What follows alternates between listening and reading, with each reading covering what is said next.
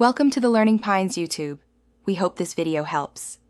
In this video, I will show you how to make a website in Site123. First, head over to Site123 and register for a free account. It's a straightforward process that takes just a few moments. Once registered, you'll choose from hundreds of professionally designed templates. Pick one that aligns perfectly with your vision, whether it's for a business, portfolio, or personal blog. This initial step sets the foundation for your entire online presence.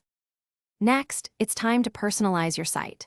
Site123 offers intuitive tools to customize your layout, colors, and fonts, ensuring your brand identity shines through. Easily add crucial pages such as an About Us section, a contact form, or a gallery. You can upload your own high-quality images and videos, making your content truly unique and engaging for your visitors. This step brings your website to life with your specific information. Now, let's enhance your website's functionality.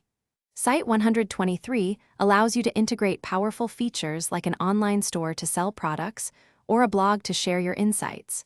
Crucially, optimize your site for search engines by adding relevant keywords and descriptions, helping people find you easily. Don't forget to connect your social media profiles, expanding your reach and engaging with a broader audience across various platforms. Finally, the exciting moment arrives: publishing your website.